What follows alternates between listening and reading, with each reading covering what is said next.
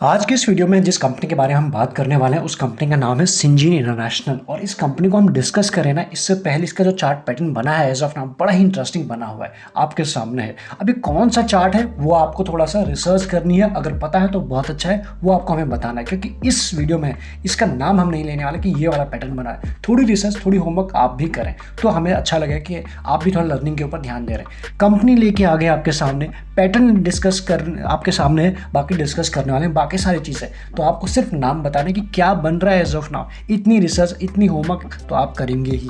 अब अगर हम इसको समझने की कोशिश करते हैं इसमें हुआ क्या। अगर हम इसकी बात करें, यहाँ देखिए ये है 16, 17, 18, 19, 20। तो उस टाइम भी अप ट्रेंड में बना था इतने साल, लेकिन फिर क्या हुआ 2020 के बाद, यानी डिप आई 2020 में, आपने देखा। उसके बाद जो इसमें एक रैली आई है ना, वो आप देखेंगे किस तरह की शार्प रैली आई है। लेकिन अगर हम इस रैली को कैलकुलेट करें इस लो से लेकर इस टॉप तक का, तो इसने दिए 225% की पॉजिटिव रिटर्न। कम है क्या, एक साल में दिए थे इसने, ये है इसके रिटर्न। देन क्या हुआ, देन इस पॉइंट के आसपास मार्केट टॉप आउट कर चुके थे, ग्लोबल मार्केट करेक्ट होना शुरू हो गए थे।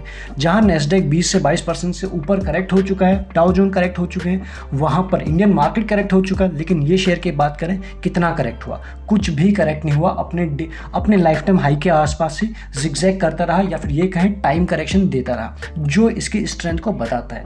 कहने का मतलब यह है जो तब नहीं गिरा जब एक तरफा फॉल हो रहा था, अब नहीं गिरेगा, एक स्ट्रॉन्ग बेस बना चुका है इन लेवल के आसपास।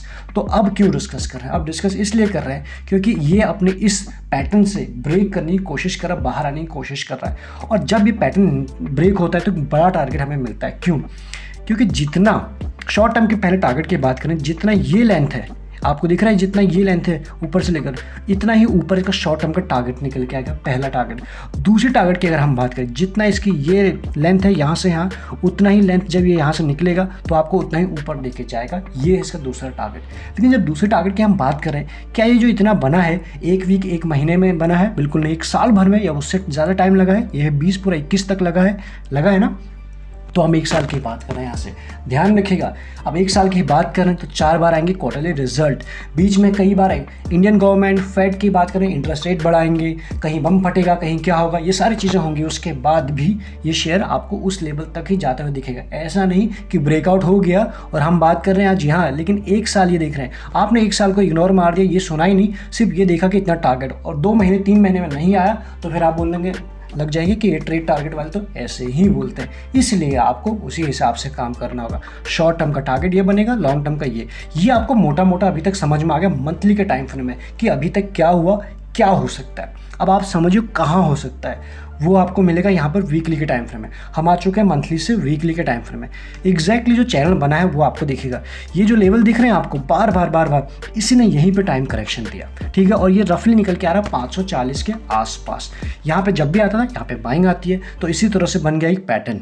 ओके नेक्स्ट, अब अगर हम बात करें first time, second time, third time कोशिश की, fourth time, fifth time, six time आने की कोशिश कर रहा है यहाँ पर, यानी कि अपनी जो ये रेंज है उससे बाहर आने की कोशिश कर रहा है, इस रेजिस्टेंस को ब्रेक करने की कोशिश कर रहा है। तो आपके लिए ये काफ़ी इंपॉर्टेंट रहने वाला है कि जब तक इसके अंदर रहता है ना, तब तक आपको एंट्री लेनी ही नहीं है, बिल्कुल नहीं लेनी है। जब एक बार ये इसके बाहर निकले, ब्रेकआउट दे दे, उसके बाद ही, क्योंकि जैसे ये ब्रेकआउट देगा, ये बहुत टाइम से कंसोलिडेट कर रहा है, जितना बड़ा कंसोलिडेशन का टाइम उतना बड़ा टारगेट, उतना बड़ा मूव, ये आपने देखा होगा पास्ट में भी।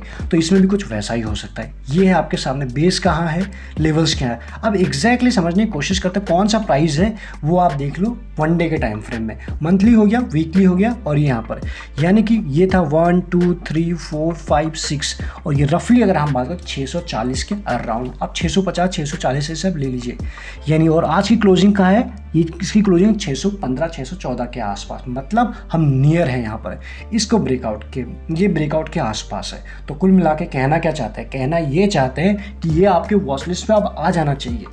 कंडीशन इसमें क्या है कि जब तक ये ब्रेक नहीं करता, हो सकता है फिर से एक बार ट्राई कर ले, कुछ भी हो सकता है। लेकिन जिस तरह की अगर हम बात करें, एक दीवार की तरह समझे, एक बार हिट किया, 2 बार हिट किया, 3 4 5 बार 6 बार, तो यहाँ पे वीक तो दीवार हो ही चुकी है, यानी रेजिस्टेंस थोड़ा वीक हो चुका है। तो इसकी टूटने की, इसकी ब्रेक होने की पॉसिबिलिटी थोड़ी ज़्यादा हो जाती है। इसलिए ये शेयर आपके प्राइम फोकस पे अब यहाँ से रहना चाहिए।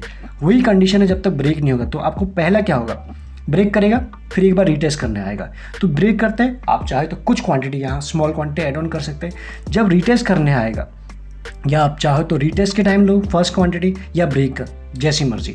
दूसरी अगर हम बात करें, जब ये इस लेवल को ब्रेक करेगा ना, जो एक फ्लो में आएगा देन नीचे आएगा, उसके हाई को ब्रेक करेगा, फिर वहाँ पर हम और भी क्वांटिटी ऐड ऑन कर सकते हैं। यानी कि यहाँ से आपको यहाँ पे आप धीरे धीरे करके मल्टीपल क्वांटिटी में मल्टीपल टाइम्स इसमें क्वांटिटी ऐड ऑन कर सकते हैं, सो दैट आपका रिस्क एंड रिवॉर्ड जो फेवरेबल रहे और आप ट्रेंड के साथ बिल्कुल बहते जाएँ, बढ़ते जाएँ ऊपर की तरफ। ऐसा नहीं कि ये यहाँ पर आए वापस आके नीचे आ गया। इसीलिए धीरे धीरे करके चीज़ें ऐड ऑन की जाती हैं। कंडीशन यही है कि जब तक ये ब्रेक नहीं होता है तब तक इसमें एंट्री नहीं करनी है। सेकंड कंडीशन यही है, जो सेकंड की बात करें कि इसका टारगेट क्या जो निकलेगा। टारगेट की अगर हम बात करें, जितना इसका ये लेंथ है इतना ही अगर आप ऊपर करेंगे ये आपका शॉर्ट टर्म का टारगेट निकलेगा। लॉन्ग टर्म का टारगेट हम बोल चुके, ये जो पोल है ये आपका टारगेट बनने वाला है लॉन्ग रन के लिए।